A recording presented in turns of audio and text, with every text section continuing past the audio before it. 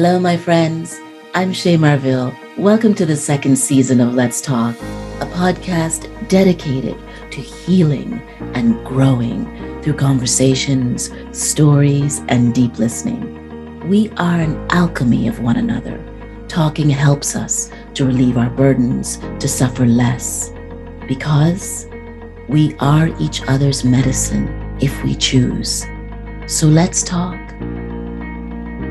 Hello, my friends. Welcome to Let's Talk. On today's episode, I have a very special guest. She's a speaker. She's a coach. She talks about hard issues. Her name is Leena Sharma Seth, and she's the founder of Mending the Chasm, an experienced facilitator on issues of inclusivity, equity, diversity. She works with organizations from the inside. Take a listen to the show. Tell us what you think. Leena, welcome to Let's Talk. So let's talk. I have been just chomping at the bit to get you on the show. I look at your LinkedIn. I see all these things that you're doing in diversity, inclusion, belonging, and equity. And, I've known you for a long time, but we haven't seen each other in many years, even before the pandemic. What's happening? What is happening, lady? A lot, but I want to just congratulate you. Your podcast has blown up. It's been such a privilege to see the amazing people you're talking to, and really happy to be joining you for this conversation. And yeah, it's been quite a ride the last couple of years in terms of my personal growth, stepping into the world of entrepreneurship, launching, a business. And so really, it's been quite the ride. Oh, wait. Okay. So, you said so many things right there, but I'm going to ask you about your resilience right now. What are you doing as an entrepreneur, as a mom, as, someone building a new business in a very complicated type of social environment? What are you doing for your resilience and your wellness right now? What a fabulous question. And it's something I'm thinking about a lot more these days. We're continuing to live through a pandemic with all the things, as you named, socially. I think there's a lot we're carrying. And of course, all the things you named around business growth and being a mom to two young girls. It's been a priority for me, actually, to center my wellness and to be asking myself, how am I feeling today? How full is my cup? Because when I think about resilience, I was listening to something recently that really was an aha moment for me, because I think many of us think about resilience as a personal, just a personal quality to be working on. That If I'm just more resilient, that things will be fine. That, when I'm not resilient, it's my fault. And what I've been coming to understand is this idea of there's some challenges in our lives that you just can't meditate away.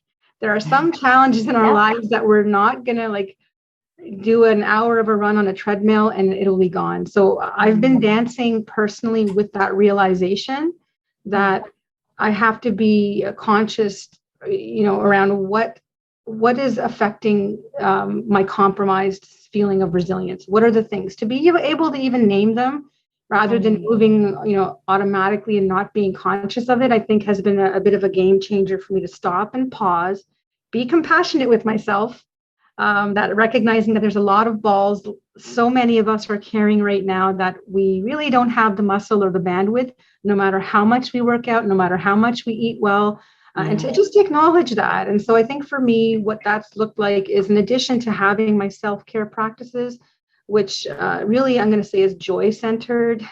I really am seeking joy in an intentional way in terms of and it's not all big things. It could be things like, I'm going to color with my daughter for the next half an hour, and it's going to be just coloring and laughing. I mean, I don't get to do that in my workday. So when I have those moments, I just try to be present with them. And I think for you as a wellness professional, I'm sure you can appreciate, I know that's one of the hats you wear, that how important presence is, because when we're in a place of chaos, it's easy to give away our focus to a million things. Yes. And feel like we're not being effective anywhere. I want to respectfully challenge you on something, because I get challenged on this a lot. And I find I find it to be frustrating that sometimes we have to validate the value of doing resilience work. So when you are doing the work every day of healing, having difficult conversations, uh, finding ways to resolve conflict, how do you build resilience when you're constantly dealing with challenges? Mm. So I love a challenge. Let's model what it means to engage meaningfully with difference. So I welcome that and I love it. And Please. I felt like I had to offer what I did because I see so many struggling with that, that internal narrative around that we're not enough, that we're not doing enough, and we're not good enough. And I feel like in equity work, especially, we all know that depending on the bodies we live in, the skin we're in, the lived experiences we have, our work in building a world that's equitable, and I know we're going to talk about that, is different. And part of what I think the healing work for for those of us who live in brown bodies, Black bodies, LGBTQ bodies, bodies that are not dominant culture, I think part of our work is to acknowledge that there are systemic forces that we are fighting, that it takes time to make those shifts. And sometimes we accept it as a personal failure when we can't, I just couldn't respond to that 11th microaggression of the day the way I should have. Hello, we're human. And even someone like me, who is doing equity inclusion work, and so many of my peers in this work, I really want to give shout outs to, who are modeling what it means to have a boundary. Because in this work, I often do experience racism, which might sound like a weird thing, but people are reaching out to me for work, we're collaborating and we're talking, and I'm experiencing microaggressions in the conversations in the work, and having to ask, Interesting. yeah, and having to ask for accountability. If you think about it, it is actually intuitive, and I've come to, I don't want to say expect it, but I've come to understand that while we work to shift systems, we're going to make mistakes. And I'm not saying that to let anybody off the hook. I think the secret of this moment for me is not that, okay, we all have to be doing equity work in some shape or form. And it's not about us thinking we're never going to make mistakes. It's about expecting that we're going to make mistakes, but committing to repairing any harm we cause. And so, with that framework in mind, I feel like I can always feel my feet on the ground, because of course, the first time that happened, I will say I was quite triggered and needed to take a good deep breath. And over time, again, I'm a couple of years into my journey in terms of like standing at the helm of my own consultancy. And so there are moments that you can't plan for. You can just be rooted in some sort of truth that you're like, I don't know what's going to happen, but I trust I'll know how to move through it. And so kind of coming back to the idea of resilience, I think we need to give ourselves the space and the grace to understand, do your best, like taking care of ourselves, healing ourselves is the work for so many of us. And on that journey, it's not going to mean that we're going to be, we're not going to have a Teflon armor that will never feel anything that's coming at us or to us. It's about recognizing that, let's stop beating ourselves up when things get through that we think we should be able to take in stride, because I don't even know what stride looks like in this moment. Because if you told me 3 years ago that we would be where we are, I don't know. I'd be like, I don't know what you're talking about, Shay. But I'm getting little chills, and it's not because the room is cold. I'm getting chills, but I'm curious. I'm very curious, and I think listeners would be curious also. What do you qualify as a microaggression? Like, what's an example, if you're comfortable, not to re-trigger, but what's an example of, you're working with someone and they say something that you perceive as a microaggression? For sure. And that is me catching me on the fly. I think one of the examples is I will meet you where you are, and I will do this. One of the examples that stays in my mind is, and it may not be as obvious as, your English is great, or like, oh, can I touch your hair? It's not as obvious as that. when you've been doing this work for a while and you see kind of some of the how the differences play out, one of the things that happened was I was doing some work with a client where there was a process I recommended that's grounded in inclusive process design. My training is in conflict analysis and management, and the roots of that is creating conditions for conflict to happen in a way that doesn't. I'll put it positively. That allows us to address conflict in a compassionate, constructive, solution-oriented way. Yes. And so, but that can look very scary and different for organizations who are used to doing things a certain way. And so when as expected, as we were in that process, and it was a I'll just put it as a strategic planning process where I take a very different approach to planning because of my work. And when differences started to surface, because we had people with, we had board members in this experience, we had staff, we had leadership. I take the approach of as many pieces of the system need to be in the room at the same time. Planning and action planning should not be the domain of the privileged few with power. That's just something I had to make transparent. And so as we were moving through this process, there was difference coming up, and I was actually, being questioned around the process that, oh, you must not have created a good process because all this difference and truth is coming up. And, thankfully I stood in the fullness. It was a moment I could have backed down and said, well, ultimately it's your journey. But, from a place of integrity, it was important to me to defend the design, And so what happened in the end was, we kind of worked through things and settled. And then in the end, I think the client really did understand it a little bit better. But I really knew that if I had been an older white man, I don't think my process would have been questioned in the way it was. Interesting. And so that is a more nuanced context I'm offering you, but I think that these are the ways that, the more you deepen your analysis and your ability to understand, how power flows, how oppression works, you have to stop and ask, right? So that's just in one of the examples.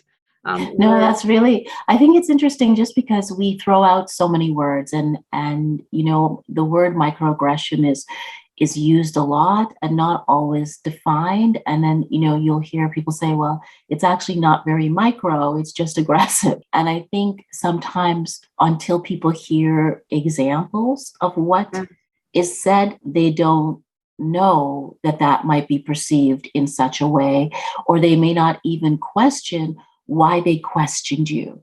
They may not even feel like that. They might feel, well, that was very fair. And it makes me think, I know your work is specifically around, diversity, equity, but you really focus a lot on inclusion in your work. So what does inclusion mean in this space? What does that mean to you? Yeah, inclusion to me means the choice to stand in the fullness of my authentic voice and be accepted for it and be embraced for it, to know that it's welcome. So we hear language like, oh, I want to, it's about tolerance. I mean, I think many of us have moved past that idea of that we deserve more than tolerance, right? We deserve, and to me, as I deepen my own knowledge and the ways that I am, for example, ableist, I really stand here in front of you. I'm not the expert who's got it all figured out. I am quite knowledgeable and bring a lived experience, of course. But I was working on a project last year that was supporting the development of a national autism strategy. And in that process, it really was brought home to me the ways that I'm ableist, because as someone who is able-bodied and recognizing that, hey, I'm able-bodied today, that could change. It gets a fluid state. But also recognizing the ways that I have a lot of learning to do. And, how do we, coming back to the idea of what does inclusion mean? I think it's the choice that everybody can be who they are. And that might sound very simplistic, but when you think about how many people don't have the privilege of being able to show up as themselves. And I think one of the reasons I even stepped into Mending the Chasm or created Mending the Chasm was this recognition that I could no longer, I'm going to say, dim my shine. I was getting to the point where I was like, I need to stand in the fullness of who I am. I was saying that I think I'm becoming a shitty employee because my language, because I can no longer take the BS that's being thrown at me, or Yes. I do my best to be authentic. I think about an example where I was interviewed for a role, just presented as who I am. I was known in the community, and people knew what I could do, and was hired, and really was subsequently told to like progressively turn down my volume, like don't be who you are. And I'm like, why did you why did this was Mhm. clearly not a fit. If maybe I was checking a box as a token only in that Yes. space, and really I'm not ready to take that role. And there's a lot of harm that happens beyond that many of us who are just trying to pay the bills and raise our families, we don't have the privilege of walking away from jobs. So I don't want to say that that's what I'm saying. Everybody should quit their jobs, but the Great Resignation is a thing. Um, Yeah. this is a moment here. It's like the chickens are coming home to roost, so to speak. That if you're not building inclusion intentionally, there's a moment here of choice, and so people are going to take it if they can. But there were points in my life where I had to pay the bills and I had to be Yes. in the place, but the cost to our mental health, Yes. is just so much. And so, and especially in this pandemic moment, that yes, a lot of people are getting to work from home, but that doesn't protect you from microaggressions. No, and I mean, working from home is even more complicated because you are in your domestic life and trying to juggle, work and whatever's happening in your home state. I wonder also in this moment, it's 2022. We've been in the pandemic for 2 years now. We're entering the third year. Things are starting to open up. There's been this social reckoning, but I'm also hearing a lot about a backlash that you know, and you maybe challenge me on this. Like I hear that there is a ghettoization of people in specialists in diversity, where there's certain people who are focused on diversity and it's only people of color or look a certain way or have a certain sexuality. And then, but they're not getting to move into other areas. And then the other piece is that there's resentment because there's been so much conversation about diversity and equity and justice. And some people feel as though that's exclusionary. Like, are you hearing the same things, or are you experiencing any of this backlash that I'm referring to? And there's a lot there. I think the first thing I would say, and I don't know how well this answers your question, but one thing I've noticed in the last year and a half is that the space has been flooded with people who have hung up a shingle, so to speak, around I can do this work. And I'm gonna share a conversation I had in the first few months when I decided I was going to start my business. There was a practitioner in the space who graciously gave me half an hour of her time. I was really in a place of connecting with folks on LinkedIn and saying, "Hey, do you have time for a conversation? I'm curious what you're seeing. What are the challenges? What are the enabling factors?" And so this person, like, the first thing they said was like, essentially, show me your receipts. Tell me why you Yes. think you should be doing this work. And with the compassionate, I took it at face value. I didn't take it as a criticism, and I responded. But it's a question I've continued to sit with, and I loved her frame, and she gave me some insights.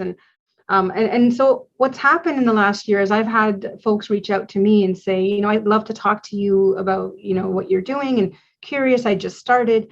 And I've seen a spectrum of folks, and some of it scares me and some of it encourages me. I think what scares Mm. me is when folks really haven't done the analysis to understand how power and privilege work and oppression. Maybe they've taken a certificate course, and I took a certification as well. That I don't think it's the thing that gives me my it's not my superpower. It gave me a framework of a sort, but Yes. the thing that I've come to appreciate is there's no substitute for the analysis, the lived experience. And so some of these Mm. folks are out there because they see, I'm going to say in a not so nice way, dollar signs, that there's Yes. people that are ready to pay for this work, but there's such a responsibility. To me, this work is sacred. It is, Mm. when you're in the heart of this work and the hard parts, people's lives are at stake. people's vulnerabilities. You're asking people to move from a place that's traumatized often, or a lot of fear, and it's not for the faint of heart, honestly. So I think sometimes folks haven't really thought it through. What inspires me is the amazing like people who are finding their voice in this moment and have so much to offer to advancing the field of practice, building cultures that are inclusive. So I'm really, really inspired by that. Now, to answer your question about this backlash, I'm wondering if I can reframe the question. Please, I'd love to hear. Like, tell me Okay. how would you reframe it? I Yeah. love that. And the reframe, maybe it's not even reframing the question, but the way I see it is, if you think about it, I'll start it from a personal transformation journey. So when we're on our journey of healing, transformation, improving our lives, there's a couple of things that happen. You're changing your status quo. So people around you tend to respond in a couple of ways. One of the ways is, they either get on board with the change. They see that you're centering yourself, your needs, your wellness, and they want to see you become the best version of yourself. So they'll get in line. They'll either make space for the changes you need to make, or they'll change their behaviors to support that, right? Yes. The other way that some people go is that they are disrupted by the fact that you're centering yourself means you're not centering them anymore. And so they'll do what they can to keep you in the status quo position. They'll either not give you the time to make the changes you need, or they'll keep resisting and rejecting the asks you're making of like, right. This is what is needed in this moment. Yes. And so I kind of liken it to that. I don't know that I would use the language of backlash. Even in this time, I hope I can say, like, we're in this time where we're living through our country. There's this convoy that's been happening, right? And I won't say too much about that, but this is really testing. I think we're more polarized than we've ever been, and yes. maybe and I've really had to dig deep to go, what is the silver lining here, and if that's even possible. And I think a silver lining I'm living with is this idea that we can never again say that this is not our problem. I hope as Canadians we understand that a movement like that was able to get as far as it did, I'm going to say even physically, I think, and that's rooted in it's and again, this might be up for debate, but rooted or aligned with white supremacist, nationalist, right-wing. You're talking about the convoy of truckers to Ottawa and some of the events that are popping up across Canada where, people are protesting against the vaccine mandates and et cetera. Yes, very, very interesting, isn't it? Like, I mean, I do have a bias. One of the things that comes to mind every time I see what's happening is I understand the frustration of the truckers. Like I get it, and they're in an industry that is going to change because of technology and AI, no doubt. However, I also think about the science and the lives that have been saved because of these mandates.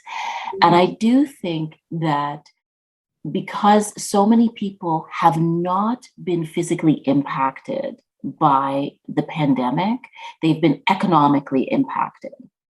They have a tendency to think this is not very serious.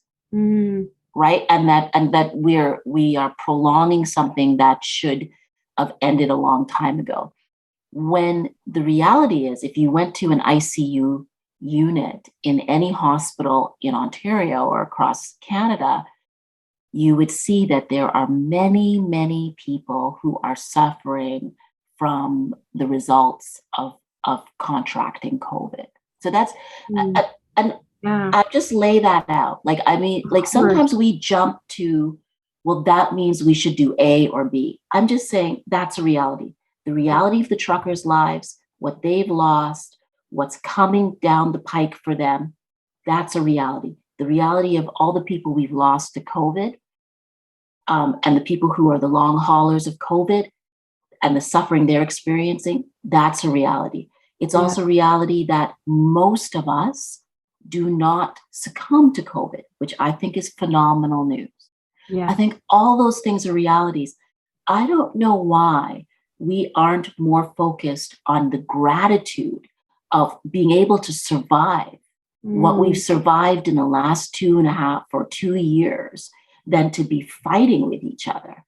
And then the other thing that always comes to mind, and here's where my bias really shows, is that in my mind, if those truckers were Indigenous or Black or Brown, within 24 hours, that convoy would have been absolutely dismantled. and it wouldn't have been peaceful. There would have been death. There would have been exactly. Absolutely. And I have a very close friend who absolutely disagrees with me on this. And she always says, well, what I don't know, I don't see what your point is. It doesn't matter. The fact is that they're not being heard. And I say to her, and I say to anyone listening, that it matters because it actually demonstrates the different states of privilege that we have in our society, right? And the reality is that some people have a right to protest and some people do not. And that actually is a space to actually unpack things. Oh, you speaking the words of my heart. And I did not mean to bring that up because I'm trying to challenge anti-vaxxers or exactly what you named is my challenge. And as those of us living in these bodies that we do, brown, Black, marginalized in whatever way, to see, so I have to give you some insight here. My father was a truck driver.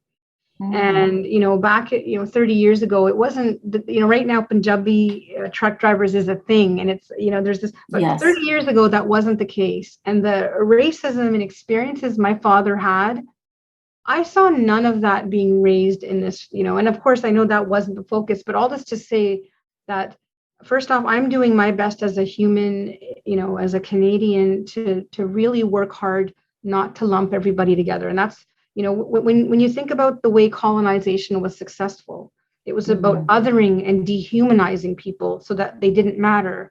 Yes. And I know that I don't have the power and the privilege to really, even if in my mind I'm like, you don't count, and I'm not proud if I've ever had a moment like that. But I really need to dig deeper, and especially as a practitioner, I have to really work hard to understand. Resource myself and build my own resilience and take care of myself. But I've really been thinking about this, everything that's been unfolding. And what I want to share is that I had a story I had a conversation with a friend of mine who told me that we were talking on the phone. I'd asked him a specific question and he goes, I need to tell you something. He's like, I need you to take a breath because you're probably going to be triggered. I need you to know that I'm actually at the convoy right now. And he's a friend, someone I care about, somebody I trust. He is a white man, and he flew in from where he lives, Canada, booked a hotel, spent nearly 2 weeks there.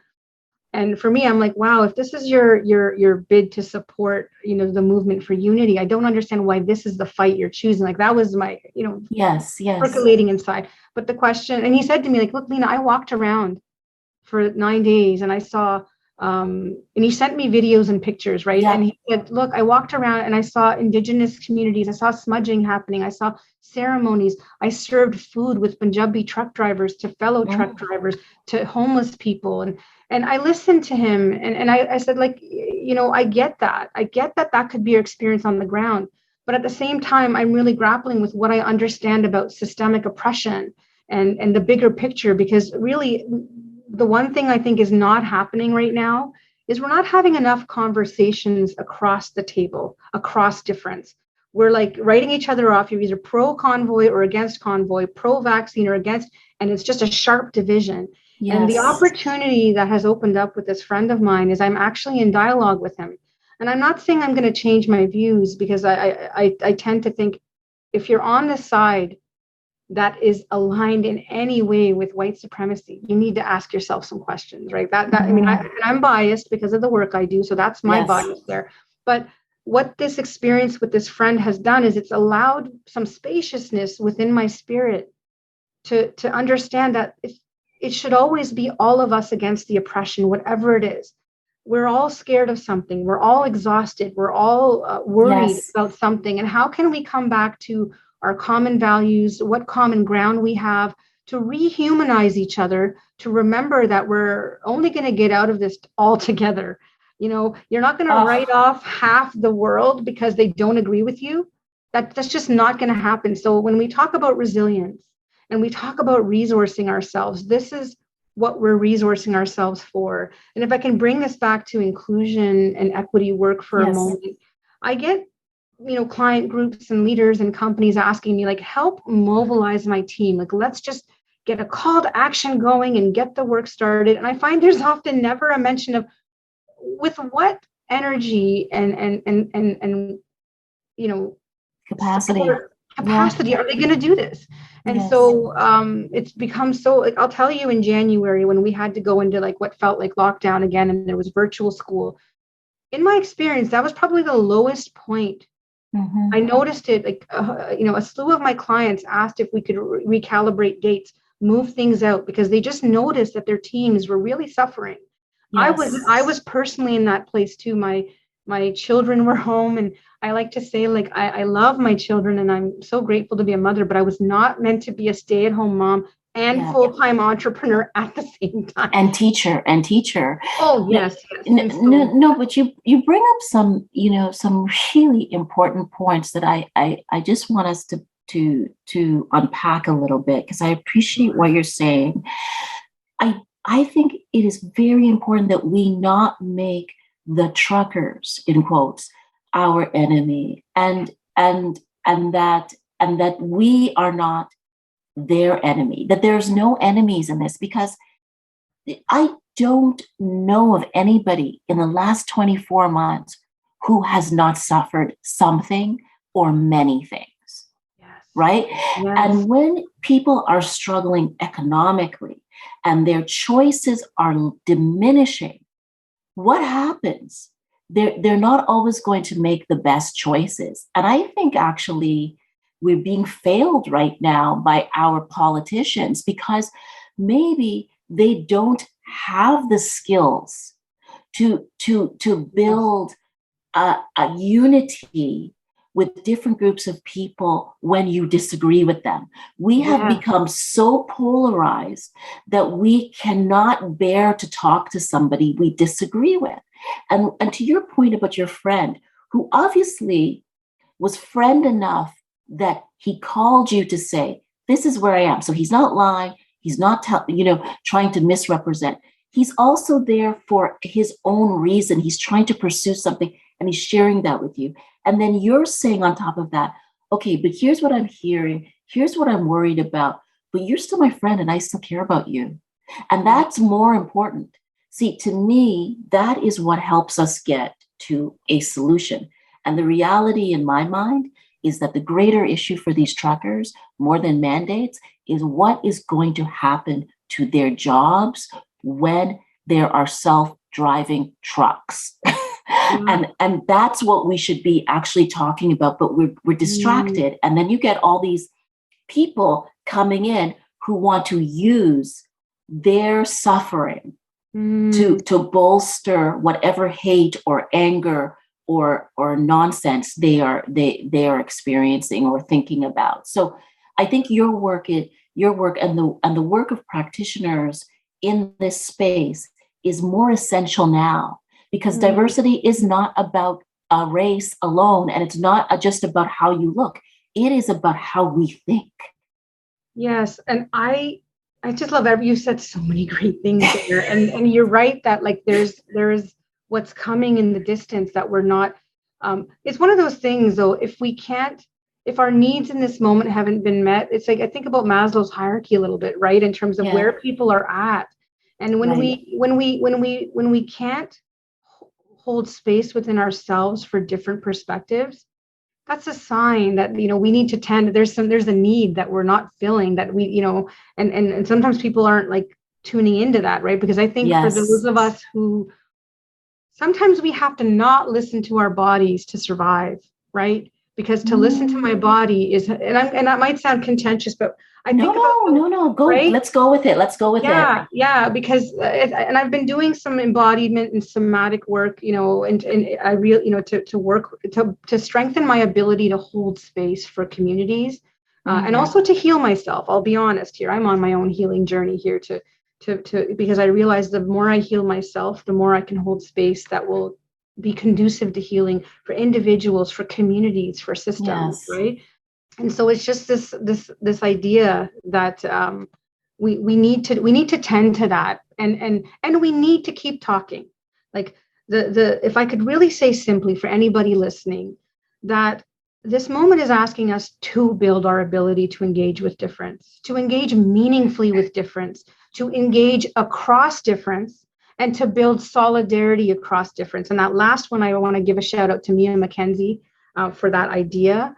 That is just mind blowing. And so really, if you can sit with that and say, okay, yes, there's the fancy language that comes, the jargon around equity, inclusion, belonging, and that's a whole other thing. And I don't mean to make that exclusive by, so forgive me if I use language that is jargony for the space. But if you can wrap your mind and your heart and your spirit around that, and if you think about it, we actually already know how to do that. We may not do it well, but we haven't, we move through life where if you have more than one person in a room, you're usually compromising, or some sort of has to be a mutual agreement. And so if we can lean into some of our muscle, if we can do our healing work, if we can try and cultivate a belief that we are not the sum of one thing we believe, we're all human, and we all still want love. We all still want to be healthy and want our families to do well. We still want the same things. And so I think there's a need. And this friend of mine that I told you about, where he told me he was at the convoy, like, we've been in conversation of like, should we be recording our conversations? Yes. Because he loves me, he trusts me, and we're in dialogue. I love him, I trust him. And I'm sitting with, frankly, I'm a little frightened by that challenge of like, I am human and I have my moments still, but I'm feeling called to that space, that this is there's not enough of in this moment, that we need to create. Exactly. That's exactly it. There's not enough of that. And then the other piece is, beyond being human, which we all have in common that we love to forget, is that we all are informed by our experiences as human beings.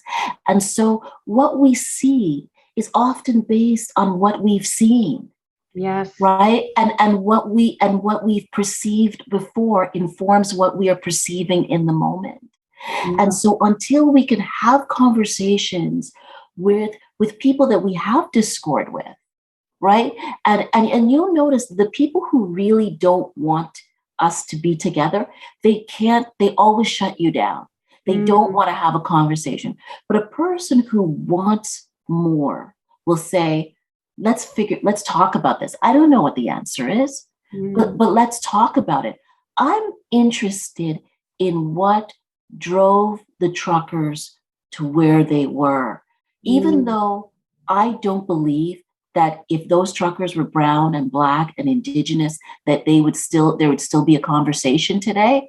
I think that would have, as I've said, I think that would have been taken care of within 24 hours. Yes. I do believe the fact that they have some sort of privilege matters, and that there should be a conversation, many conversations with them about how they survive this moment, because this is a survival issue. And it's not just them.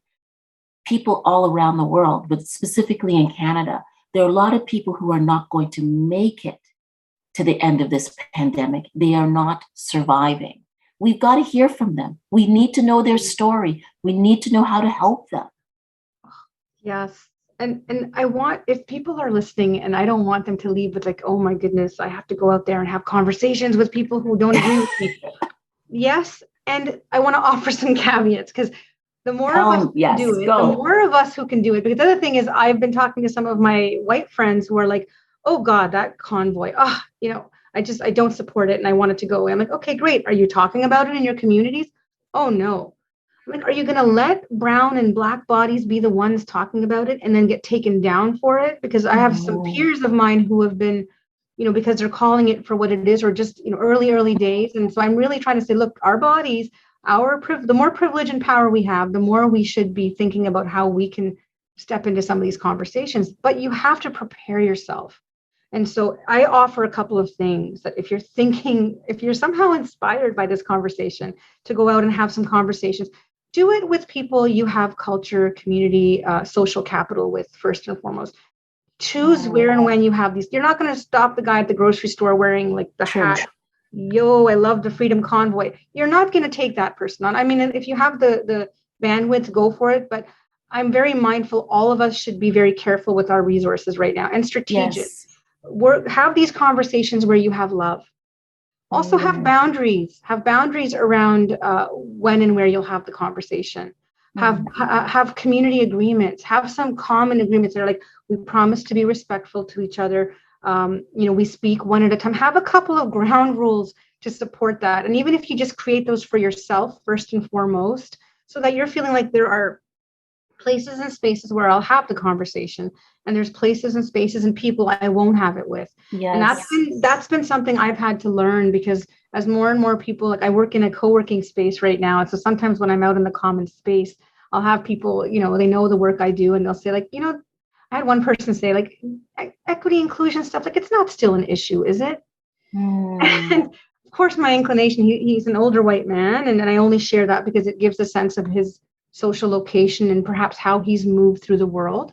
That to even ask a question like that, to me, is indicative of your privilege, that you don't have to notice it. You don't have to navigate it, right? And I had to really stop myself and go, is this a battle I want to take on? Like, I don't have to take this on. And so for all of us, especially, I'm saying for those of us who are holding a lot of trauma, it's not about, please don't set yourself up for more trauma. In this time. There are many of us who are resourced and can have these conversations. And I'm inviting those folks to please do that. Find ways to lean in and have some sort of resource yourself to have these conversations. Support. And I mean and not to do too much on the gentleman that you just mentioned, but it may be from his point of experience, things have changed dramatically. So that's where that question comes from. And the last question I want to sort of play with, a controversial question with you, is the idea of privilege. I understand that we, in the work that we're doing around diversity, equity, inclusion, belonging, there is a belief system around who is privileged, and there's a social construct around privilege. But what do you think it does if you feel that some people are privileged and some people are not privileged? What does it do for the people who are not, who are identified as not being privileged? Like, what does that mean for them?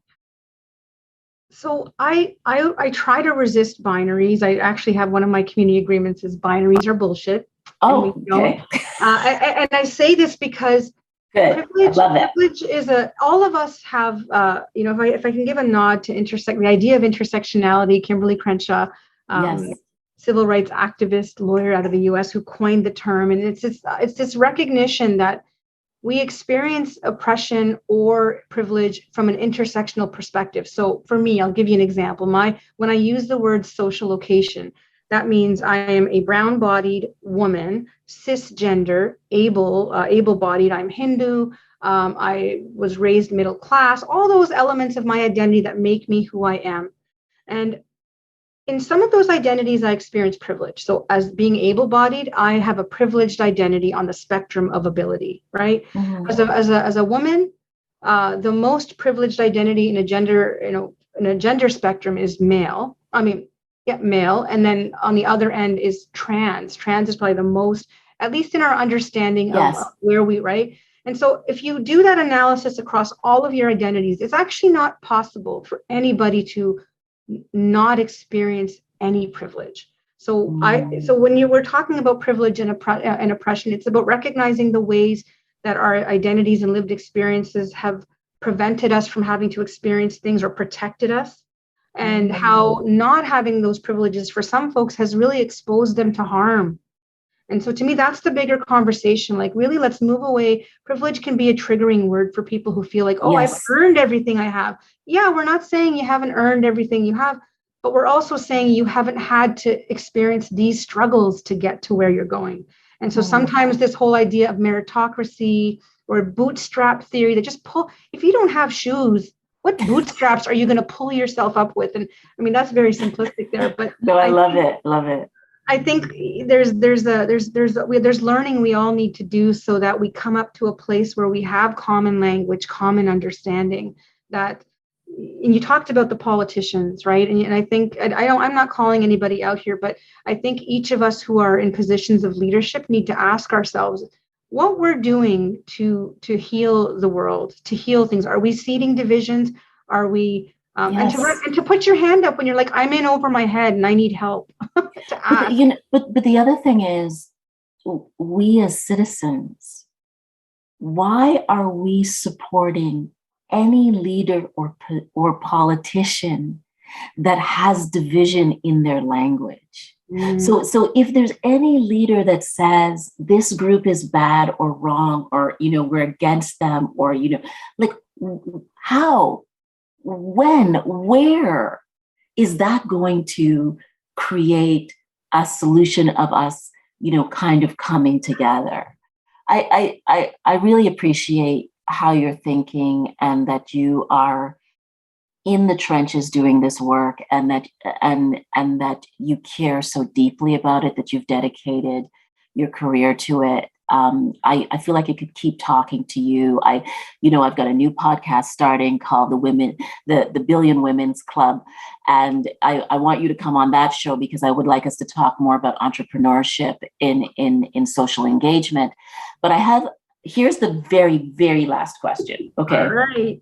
This is the last one. Should I take a deep breath?